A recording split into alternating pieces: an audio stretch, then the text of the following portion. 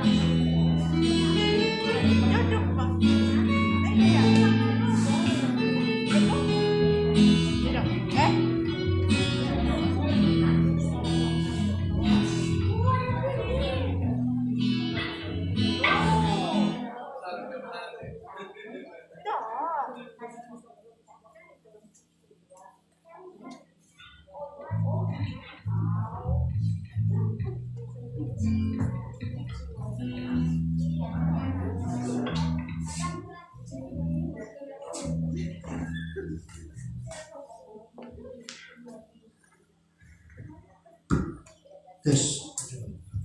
Oke, shalom dan selamat petang semua. Apa kabar jemaat-jemaat di Sayupan Tuaran? Sehat.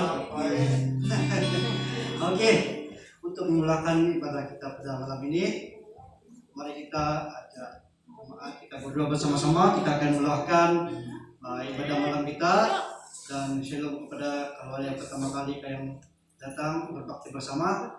Ya, shalom, puji Tuhan. Oke, mari kita memulakan ibadah kita pada malam ini. Saja kita berdoa, saya pimpin dalam suara kedengaran. Mari kita berdoa bersama. Tuhan Allah kami di surga, Tuhan Juru Selamat kami yang memberi kami pengharapan dalam setiap kehidupan kami. Pada malam ini Tuhan, kami merendah diri di hadapan-Mu Tuhan. Kami menyerahkan setiap acara ibadah kami pada malam ini Tuhan. Biar segala yang mendapat memuji Tuhan, dan kami dapat menikmati kemurahan berkat daripada-Mu Tuhan.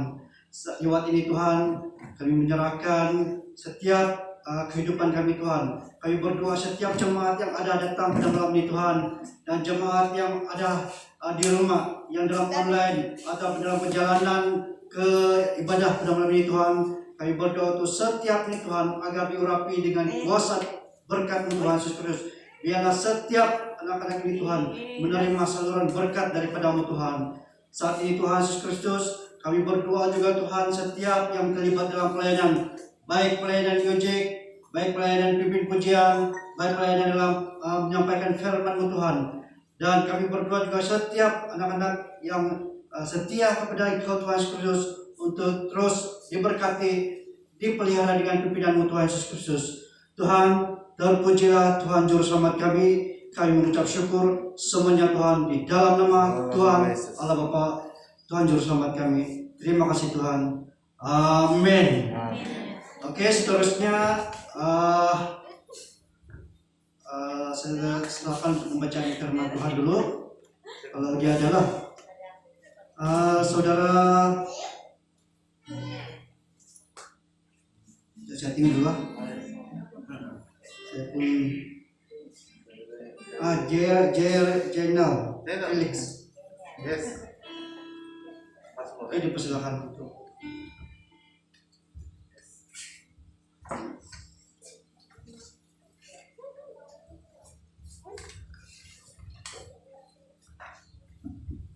Mazmur 1 bab 1. Diberkatilah orang yang tidak berjalan menurut nasihat orang zalim atau berdiri di jalan orang yang berdosa atau duduk di kerusi orang yang mengejek, tetapi dia bersukacita dengan hukum Tuhan dan merenungkan hukumnya siang dan malam. Dia seperti pohon yang ditanam di tepi perairan yang menghasilkan buahnya pada musimnya dan daunnya tidak layu. Apa sahaja yang dilakukannya berjaya. Tidak demikian orang zalim, mereka seperti sekam yang dilayangkan angin. Oleh itu orang zalim tidak akan bertahan dalam penghakiman. Begitu juga orang berdosa dalam perhimpunan orang benar. Kerana Tuhan menangi jalan orang benar, tetapi orang yang zalim akan binasa.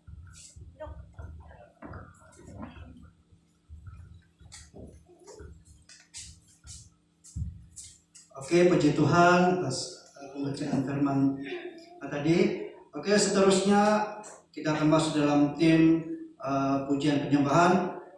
Dipersilakan untuk Puan Lisa untuk membawa tim pimpinan pujian pada malam ini. Dipersilakan.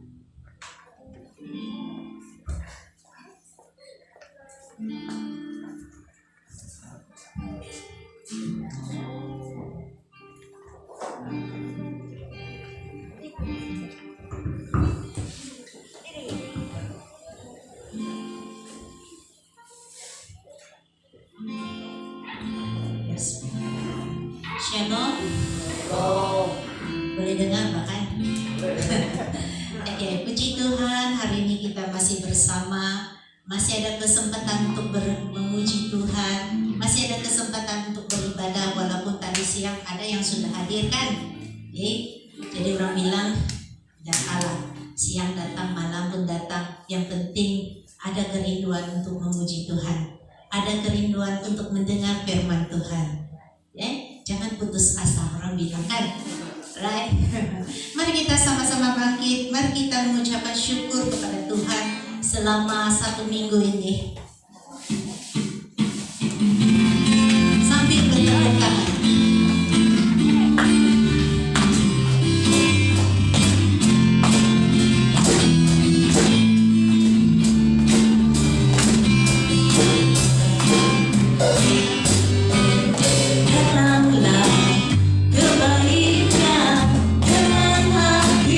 Bersyukur ke dalam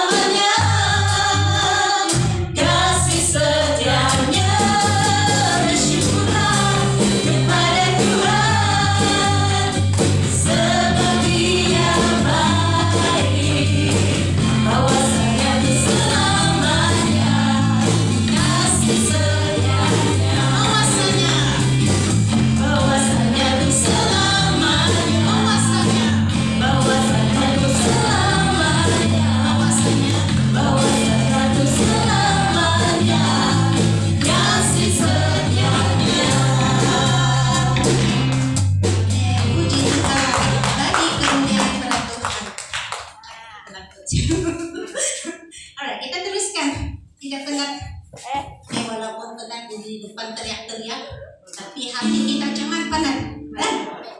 Kita teruskan lagu kita seterusnya. Kasih Yesus indah, oh indah. Anak-anak, anak sekolah itu, pakai suara. Tangan.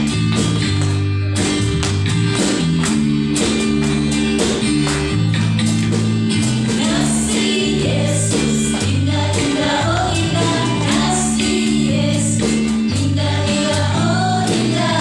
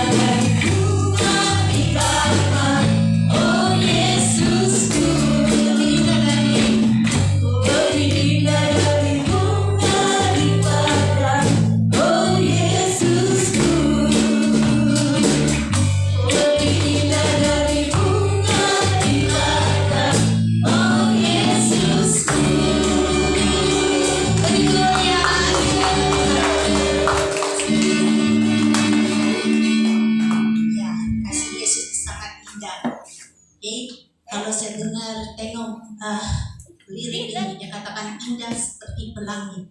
Kalau bagi saya, kalau saya ajar fisik, pelangi itu bukan benda. Cahaya dari matahari disebabkan oleh tulisan air, sehingga memancarkan 7 warna. Kita bukan selalu nampak betul, sangat indah. Air hujan, air titisan air itu bukan hujan yang kuat, tetapi yang orang bilang kalau kena hujan itu tidak basah. Segitulah indahnya. Seperti langit di bunga, bintang sangat jauh. Dia bercahaya, bersinar. Selala kita mau capai dia. Itulah kasih indah. Dan juga bunga. Siapa yang suka di bunga di sini? Angkat tangan, lambai tangan. Semua kita suka bunga kan? Kalau dapat bunga, wah, sangat indahnya. So itulah kasih Tuhan. Mari kita sediakan hati kita. Kita mau mendengar firman Tuhan dengan menyatakan apa itu kasih. Seperti lagu yang katakan, kasih itu pasti lemah lembut. Itulah kasih. kasih Tuhan. Dia katakan kasih itu adalah memaafkan dan juga murah hati. Right? So itulah kasih. Mari kita sama-sama nyanyi lagu ini dengan sepenuh hati kita.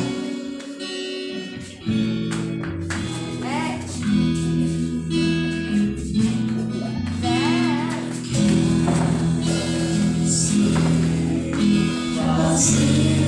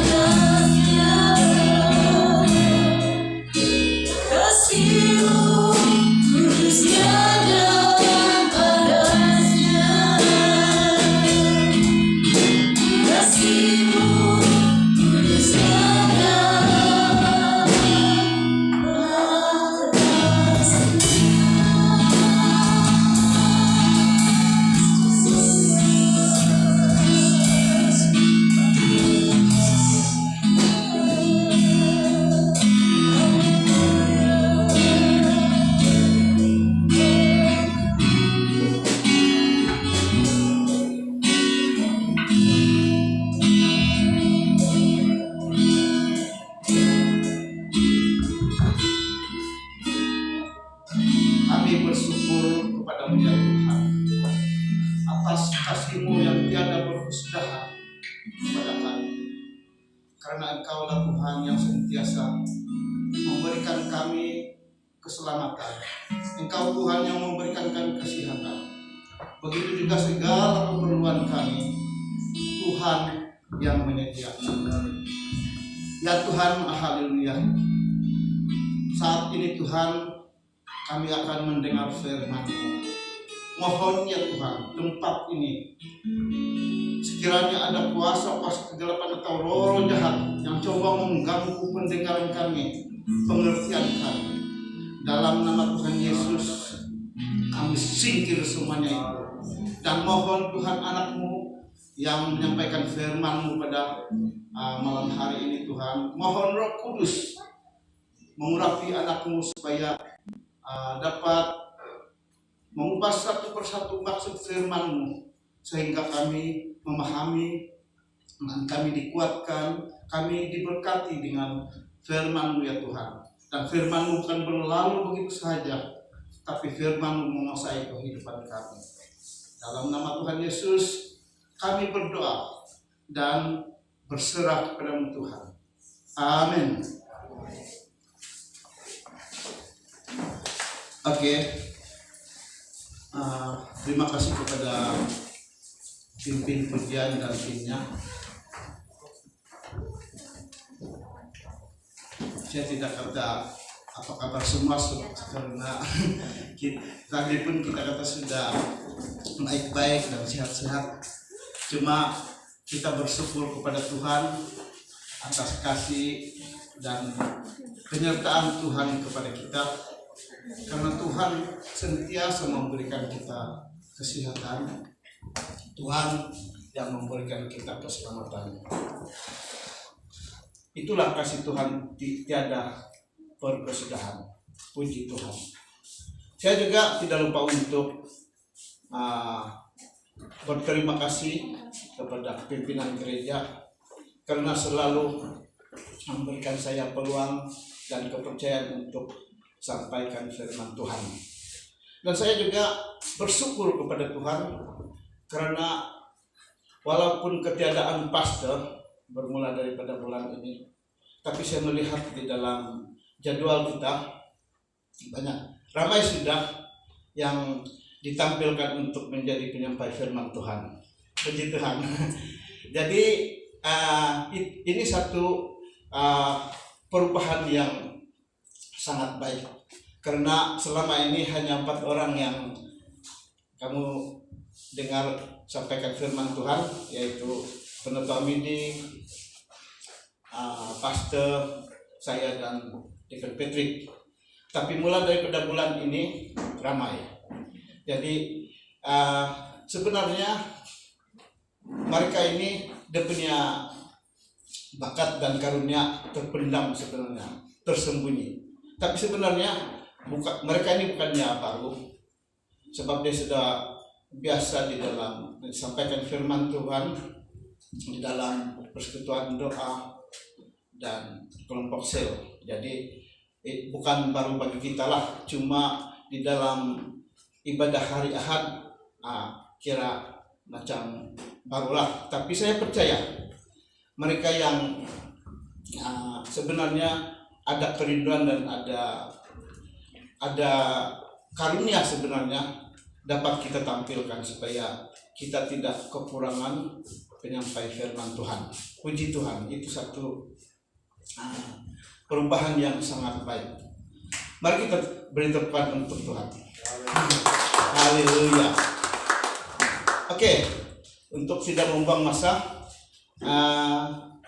Bermula untuk bulan ini kita punya tema ialah kasih yang terbesar. Itu tema besar. Tapi saya ambil satu tema kecil, yaitu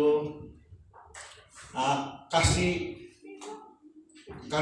karunia, kasih kurnia Allah. Dan teks pembacaan saya ambil di dalam 1 Timotius pasal 1 ayat 12 hingga ke ayat yang ke-16 saja. Dan saya ambil di dalam terjemahan versi Berdium. Jadi baik saya baca dulu firman Tuhan ini.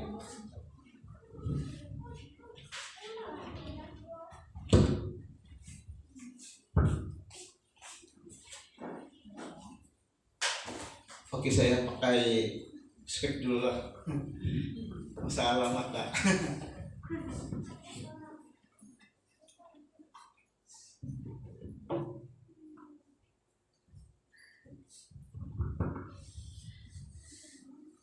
Oke, saya ulang sekali lagi. Tema kecil, kasih kurnia Allah. Dan teks pembacaan di dalam 1 Timotius pasal 1 ayat 12 hingga ke ayat 16. Saya baca dan kamu mengikutinya. Aku bersyukur kepada Kristus Yesus, Tuhan kita yang telah menguatkanku, karena Dia menganggapku setia, lalu memberiku tugas itu. Walaupun dahulu aku seorang yang kufur, menganiaya dan ganas, namun demikian aku dikasihaninya, karena aku telah melakukan semuanya itu ketika aku jahil dan tidak beriman. Tuhan kita melimpahkan kasih kurnia-Nya kepadaku dengan iman dan kasih dalam Kristus Yesus. Pernyataan ini benar dan harus diterima sepenuhnya. Kristus Yesus datang ke dunia untuk menyelamatkan orang yang berdosa. Akulah orang yang paling berdosa.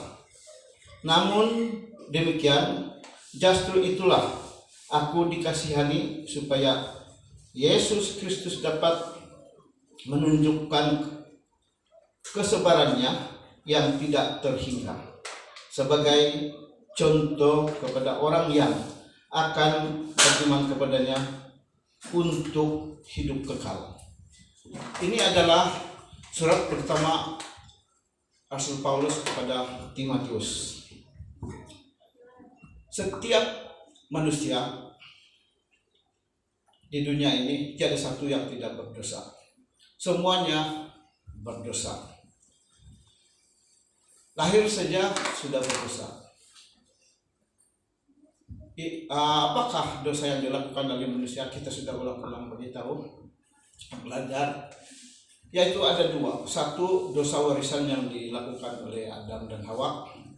Dan yang kedua adalah dosa perbuatan yang kita lakukan pada setiap hari, sama ada kita sadar ataupun tidak. Jadi manusia ini perlu diselamatkan. Kalau tidak, dia menuju kepada kebinasaan yang kekal. Siapakah yang dapat menyelamatkan manusia? Kalau manusia itu sendiri, jangan kata orang lain, dia sendiri pun tidak dapat diselamatkan. Tapi ada seorang pribadi, yaitu Yesus. Karena kasih kurnia Allah, kasih anugerah Allah, Allah itu sendiri menjadi manusia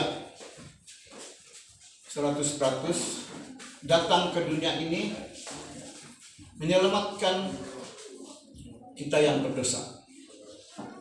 Itulah kasih yang terbesar. Sebagai contoh yang di dalam teks pembacaan kita ini, inilah kasih kurnia Allah kepada Paulus dan juga kepada kita semua. Kalau kita melihat di dalam ayat yang ke-12, aku bersyukur kepada Kristus Yesus, Tuhan kita yang telah menguatkanku karena dia menganggapiku setia lalu memberiku tugas itu. Oke, kita bicarakan dulu tentang ayat yang ke-12. Kenapakah Paulus mengucap syukur? Mungkin kita kata kalau mengikuti ayat yang ke-12 ini, karena Kristus menguatkanku di dalam melakukan pelayanan, kata Paulus. Tapi bukan itu saja. Kenapa Paulus mengucap syukur? Kalau kita melihat di ayat yang ke-13, walaupun dahulu aku seorang yang kufur, menganiaya dan ganas, namun demikian aku dikasihaninya karena aku telah melakukan semuanya itu ketika aku jahil dan tidak beriman. Oke, di ayat yang ke-13 Paulus telah menceritakan tentang dirinya sebelum dia bertobat. Dia adalah seorang kufur. Kufur di dalam terjemahan versi Bernia, kufur ini adalah maksudnya orang yang tidak percaya. Paulus ini sebenarnya sebelum dia bertobat, dia sebenarnya bukan tidak percaya pada Tuhan, tapi dia tidak percaya kepada Tuhan Yesus dan tidak percaya kepada ajaran Tuhan Yesus. Paling senang beginilah, dia tidak percaya bahwa Yesus itu Tuhan. Begitu. Dan di sini dia mengatakan bahwa dia penganiaya yang ganas. Ganas maksudnya di sini nih, dia kejam dan tiada belas kasihan. Begitu. Jadi itulah sebabnya kenapa Paulus mengucap syukur, karena Tuhan tidak mengingati apa yang dia lakukan sebelum dia bertobat. Kalau kita ingat kembali tentang apa yang dilakukan oleh Paulus ketika itu, nama dia Saulus, sewaktu Stefanus direjam. Stefanus direjam sampai mati di hadapan Paulus yang ketika itu nama dia Saulus. Itulah yang dilakukannya. Tapi Tuhan sendiri menangkap dia. Tuhan sendiri menangkap dia, tapi Tuhan Yesus menangkap dia bukan dengan cara macam polis penjarakan dia, tidak.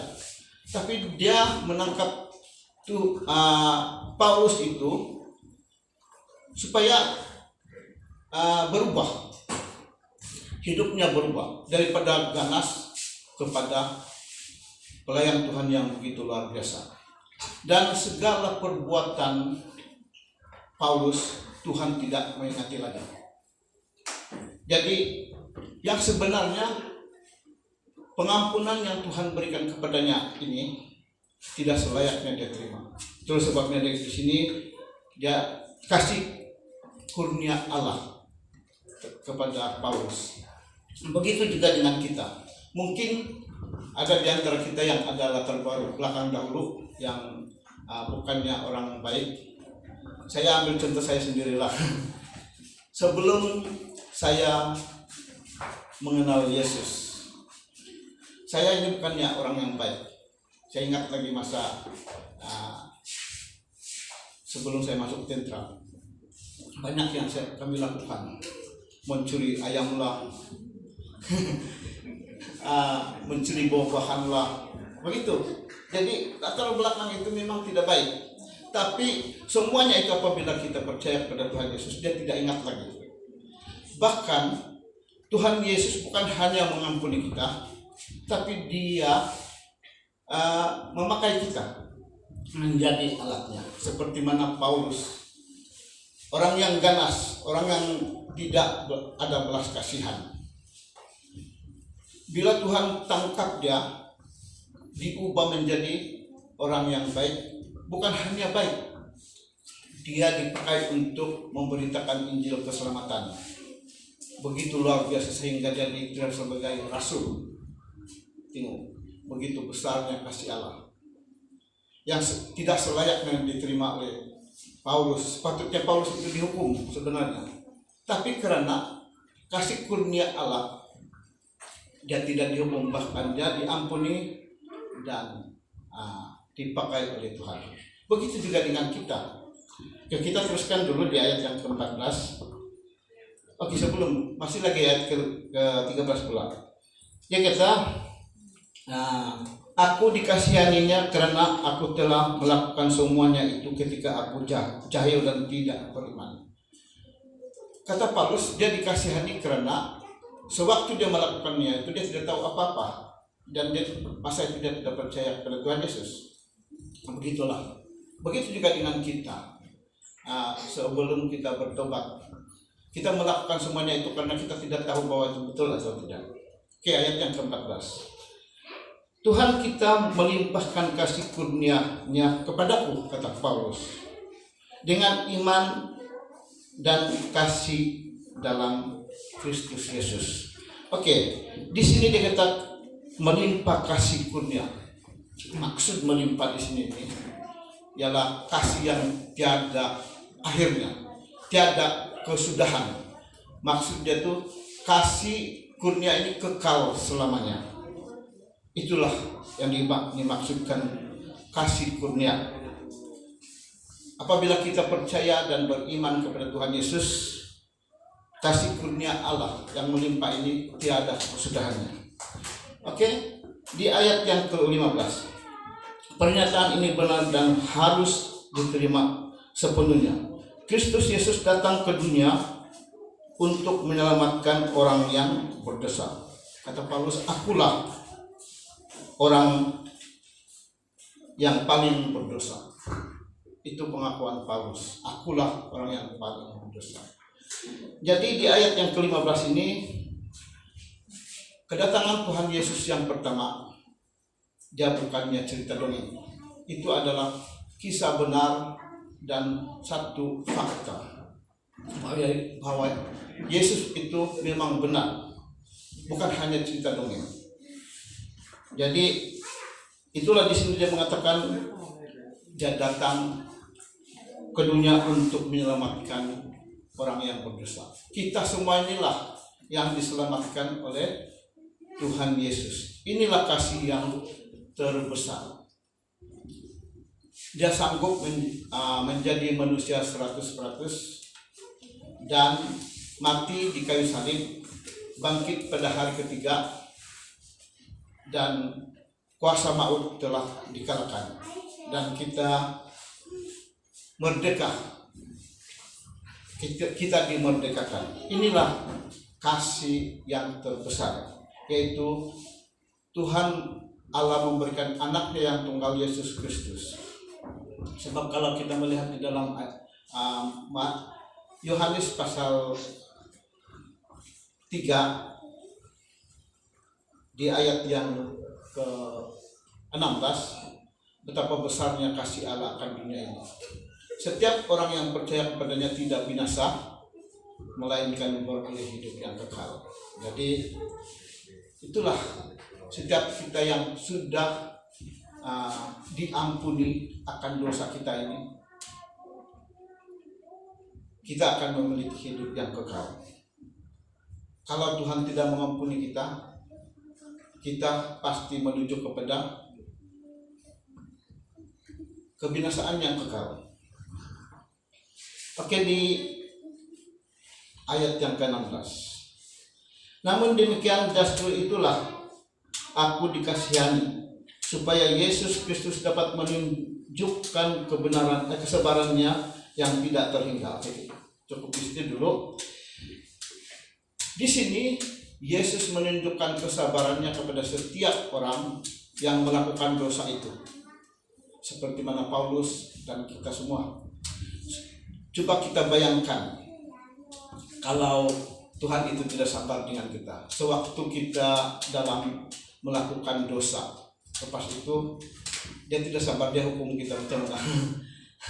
Sudah tentu kita tiada peluang bagi kita untuk bertobat, tapi kita akan menuju kepada kebinasaan yang kekal. Tapi di sini dia mengatakan bahwa di ayat yang ke-16 ini, justru itulah aku dikasihani, supaya Yesus Kristus dapat menunjukkan kesabarannya yang tidak terhingga. Kesabaran Tuhan itu tidak terhingga. Walau macam mana pun kita melakukan dosa, sekalipun kita membunuh, Kalau kita bertobat dan berserah kepada Tuhan Yesus, Yesus mengampuni kita. Dia tidak mengingatkan tentang dosa-dosa yang kita lakukan. Bukan hanya dia mengampuni kita, tapi dia mengubah hidup kita menjadi hidup yang berkenan kepada Tuhan. Itulah tujuan Tuhan Yesus datang ke dunia pada kali yang pertama, karena menyelamatkan kita daripada dosa supaya kita tidak menuju kepada kebinasaan yang kekal. Dan di sini disebabkan oleh kesabaran Tuhan Yesus sehingga mengampuni kita dan menerima kita sebagai anaknya, dan juga memakai kita menjadi alatnya di dalam pemberitaan Injil. Di ayat yang ke-16 ini juga dia mengatakan bahwa contoh kepada orang yang beriman kepadanya untuk hidup kekal. Jadi setiap orang yang beriman dan percaya kepada Tuhan Yesus akan memiliki hidup yang kekal. Itulah betapa seronoknya kita apabila kita berada bersama-sama Tuhan Yesus di surga. Coba kita bayangkan sekarang. Oke, itulah kasih Tuhan yang sangat besar, yaitu mengurniakan anaknya Yesus Kristus untuk kita. Kalau tidak, kita akan menuju kepada kebinasaan. Oke, ini tidak panjang gitu saja. Sebagai kesimpulan, apa yang dialami oleh Paulus itulah juga yang dialami oleh semua orang yang telah menerima kasih karunia Allah. Karena kasih-Nya, kita semua yang percaya telah diselamatkan, diubahkan, dan diberi kepercayaan untuk melakukan pekerjaan Allah. Inilah kesimpulannya. Jadi kita bukan hanya menerima pengampunan daripada Allah, tapi apa yang tugas pelayanan yang kita terima, kita laksanakanlah itu dengan baik. Puji Tuhan karena Tuhan Yesus mengubah kita daripada yang nakal, macam saya pencuri dulu, jadi yang baik. Puji Tuhan. Itu saja firman Tuhan. Mari kita berdoa. Tuhan Bapa kami di surga, sekali lagi Tuhan kami bersyukur kepadamu, karena dengan kasih-Mu, kasih karunia-Mu Tuhan kepada kami, yang tidak selayaknya kami terima, yang sepatutnya kamilah yang menerima hukuman. Tapi karena kasih anugerah-Mu ya Tuhan Yesus, Engkau sendiri yang menanggungnya segala dosa-dosa kami di kayu salib. Dan Engkau Tuhan mati dan dibangkitkan. Dalam kebangkitan-Mu Tuhan, Tuhan telah mengalahkan kuasa maut. Dan kebangkitan Tuhan, kami juga dilahirkan kembali. Setiap kami yang percaya kepada-Mu ya Tuhan, tidak binasa melainkan beroleh hidup dan kekal. Jadi biarlah kami ini Tuhan kami Yesus Kristus bukan hanya menerima pengampunan daripada Engkau Tuhan, tapi segala karunia yang Tuhan berikan kepada kami, biarlah semuanya itu kami pakai untuk kemuliaan-Mu ya Tuhan Yesus Kristus. Ya Tuhan, oh haleluya, biarlah firman-Mu yang kami dengar sebentar tadi bukan berlalu begitu saja, tapi mengubah hidup kami, memberikan kekuatan, kesegaran bagi kami. Di dalam nama Tuhan Yesus kami berdoa dan mengucap syukur. Mari kita berdiri bersama-sama.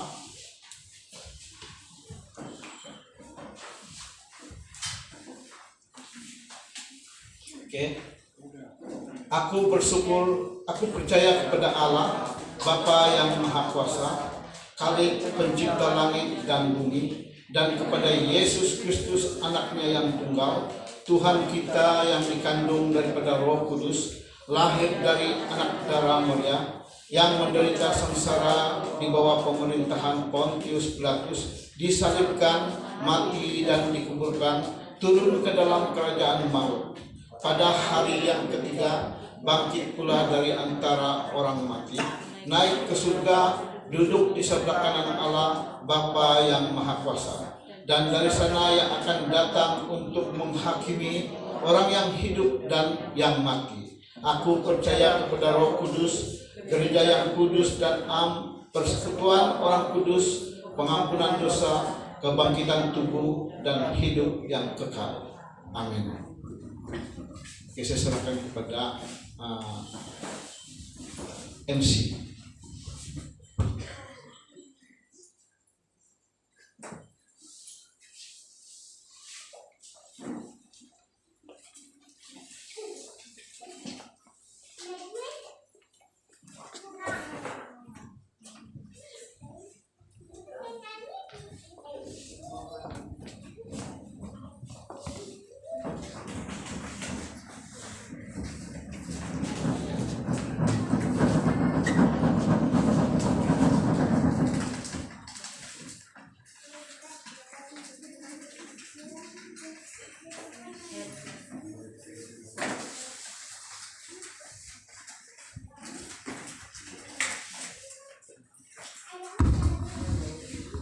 Shalom. Shalom. Oke, dan selamat malam. Puji Tuhan, makin ramai. Waktu saya ucapkan selamat malam, perkataan good night dalam bahasa Inggris. Right? Terus saya teringat baru-baru ini, minggu lepas, baru juga minggu ini, saya mewakili sekolah saya mengikuti satu kursus dipanggil Language Awareness, khas untuk guru sains dan matematik yang mengajar dalam bahasa Inggris. Subjek ini kami panggil dia DLP. DLP means Dual Language Program. Dan kursus ini dijalan secara online selama 12 hari. 12 hari maksudnya bukan tiap hari juga lah. Maksudnya dalam tempoh 1 bulan tuh saya kena selesai dalam 12 hari untuk selesaikan program itu secara online. Dan dia ada assignment macam balik sekolah lah saya ni. Balik pergi waktu U. Lepas tu ada peperiksaan.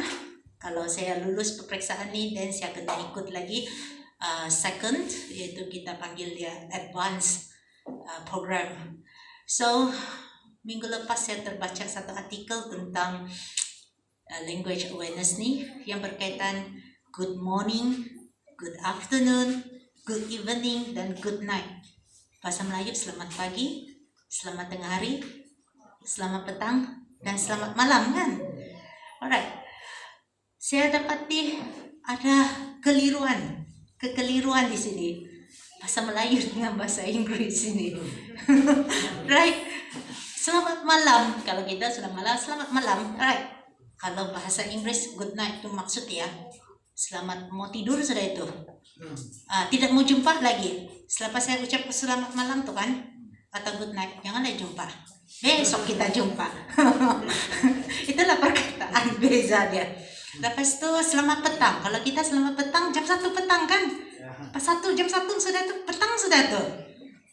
Tapi kalau evening tuh kan, bukan jam 1. Lebih kurang jam 6 petang. Di mana matahari terbenam. Oke, dan matahari sudah mau turun. Itu barulah dipanggil selamat good evening. Jadi ini yang saya dapat di pelajar saya. Kalau bahasa Melayu dia akan cakap selamat petang cikgu, right?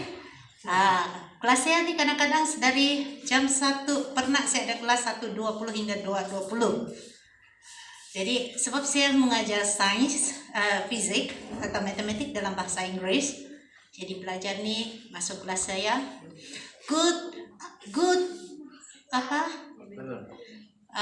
bukan good afternoon, good evening teacher.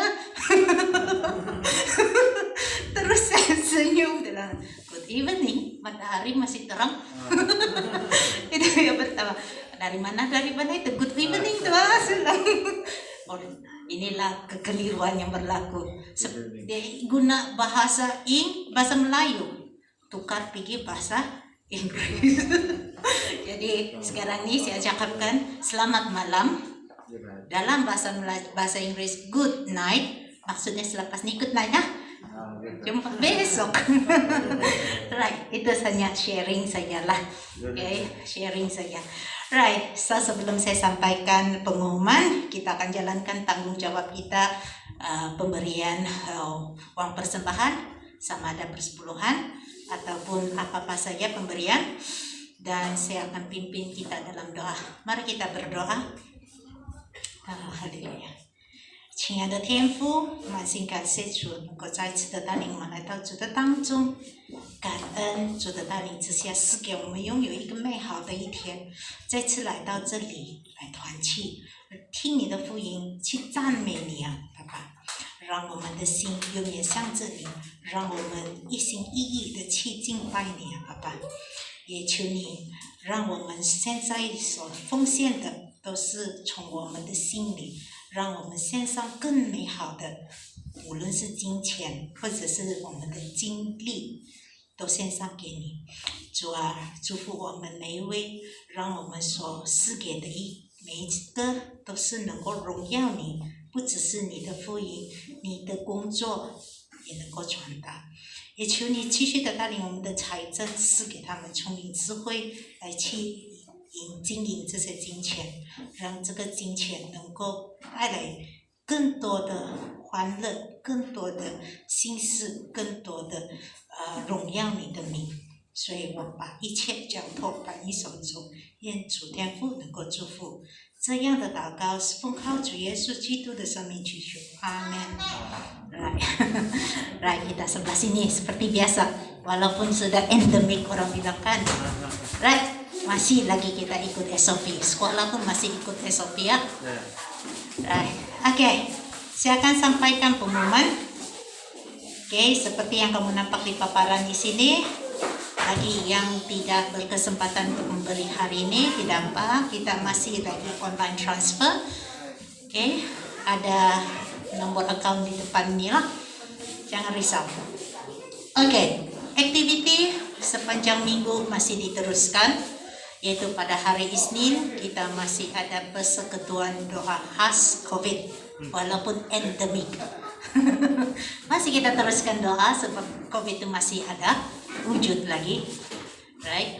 So kita khas teruskan persekutuan kita yaitu hari Isnin jam 8 malam secara Google Meet, and then hari Selasa atau Rabu adalah mesbah doa keluarga. Terpulang keluarga masing-masing macam mana melaksanakan, dan yang seterusnya adalah hari Kamis jam 8 malam kita ada persekutuan doa syafaat secara online juga jam 8 malam, and then kelompok sel, I think kelompok sel ada diteruskan lah, okay, pada hari Jumaat, okay, jam 8 malam. Jadi mungkin masih secara online walaupun kita dibenarkan untuk berjumpa bersemuka. Okay. And then hari Sabtu kita masih ada latihan ibadah khas untuk hari Ahad. Okay. Dan sini saya mau umumkan ataupun maklumkan pelayan-pelayan pada hari minggu depan, yaitu 10 April untuk sesi malam sahaja. Okay. Mungkin dalam jadwal itu sudah ada, mungkin di dalam present worship, mungkin ada yang tidak nampak lah. Jadi saya umum juga untuk sesi malam pengkhotbah adalah Penatua Amidi. Okay. Pujian dan penyembahan adalah Puan Eni. Dan pembacaan Alkitab kita teruskan aktiviti ini ya, walaupun sudah lama sudah kita tidak lakukan, yaitu Ivan Isyus. Okay, pengacara dan pengumuman MC kita adalah Kelvin, Kelvin, dan penyambut tetamu kita adalah Puan Anissa. So itu adalah pelayanan pada minggu hadapan, dan mungkin kami akan coba sekali lagi umum di WhatsApp lah supaya boleh ingat balik, sebab kadang-kadang kita sibuk, kita lupa sudah kan, right? So itu sahaja dari saya. Ada tambahan? Rasanya beda. Oh, oke.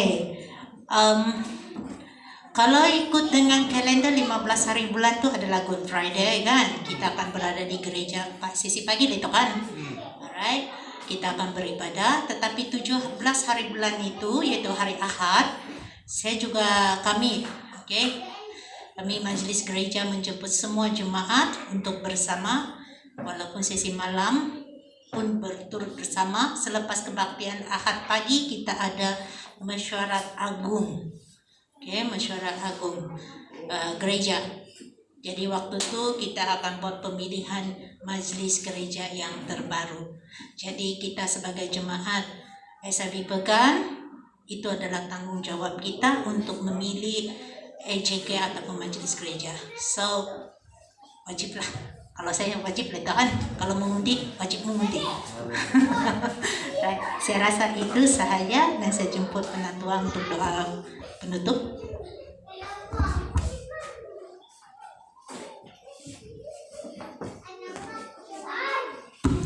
So puji Tuhan untuk sama-sama kita bersama-sama dalam kebaktian malam ini.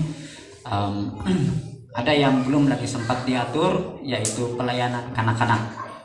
So nanti kita akan atur juga pelayanan kanak-kanak bermula pada minggu depan. Pelayanan kanak-kanak supaya mereka ada masa untuk mereka, dan juga untuk doa di hadapan, doa untuk kanak-kanak. So peralihan pada bulan ini agak mendadak. Tiba-tiba kita tiada pastor, bukan tiba-tiba lah, memang mesyuarat tahun lalu dia sudah mengumumkan hasratnya untuk berehat pelayanan. So bermula April ini kita bukan saja tiada pastor, kita lah pastor sekarang, pastor kelompok, pastor keluarga. So kita laksanakan untuk tanggung jawab ini bersama-sama. Kita juga sudah memasuki fase endemik, jadi ya tugas kita menjadi lebih banyaklah sekarang. Oke, mari kita berdoa. Saya persilahkan kita sama-sama berdiri dan berdoa bersama-sama. Saya akan berdoa dalam suara yang kedengaran.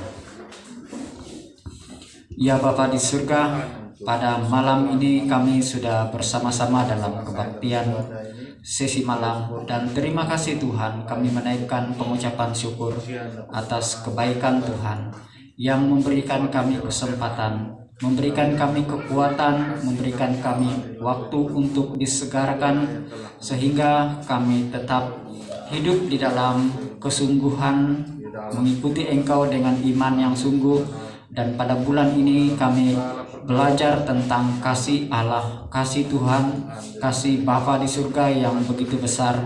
Kami berdoa ya Bapa, pada setiap minggu penyampaian khotbah dan anak-anak Tuhan yang dipilih untuk menyampaikan pemberitaan ini, Engkau terus persiapkan, Engkau bekalkan dengan sumber-sumber yang dapat membantu bahan-bahan pelajaran, yang dapat meneguhkan dan memperdalamkan lagi pemahaman kami dan kesungguhan kami untuk mengasihi lebih sungguh. Ya Bapa di surga, pada sepanjang minggu ini anak-anak Tuhan, jemaat di SIB Pekantoran ini, yang kanak-kanak akan mula bersekolah, yang bekerja akan meneruskan pekerjaan, yang bekerja dengan kerajaan, bekerja dengan swasta, bekerja sendiri. Kami berdoa pimpinan dan perlindungan Tuhan. Kami berdoa untuk warga Mas, Tuhan pelihara dan teguhkan mereka ketika mereka bersendirian dan ketika mereka lemah dari segi tubuh fisikal mereka. Kuatkanlah iman mereka dan teguhkanlah hati mereka supaya mereka sentiasa ada kekuatan dan penghiburan dari Tuhan. Kami berdoa untuk yang sakit disembuhkan. Kami berdoa untuk saudara-saudara kami yang jauh, yang bekerja, yang belajar di tempat yang jauh. Kami berdoa, lindungilah dan teguhkanlah mereka ya Tuhan. Kami mendoakan saudara kami Melvin yang bekerja, begitu juga Tuhan dengan jemaat yang beribadah pada waktu pagi, yang ketika ini meneruskan pengajian di Semenanjung, di Sarawak. Ya Tuhan, Engkau Allah yang memperhati dan memelihara mereka. Jemaat yang dikasihi Tuhan, pulanglah dengan membawa damai sejahtera. Allah memberkati kita hari ini sampai selama-lamanya. Terima kasih Tuhan. Ini doa kami dalam nama Yesus, Tuhan dan Juru Selamat kami. Amin. Oke. Selamat malam. Nah, boleh sudah selamat malam. Boleh sudah.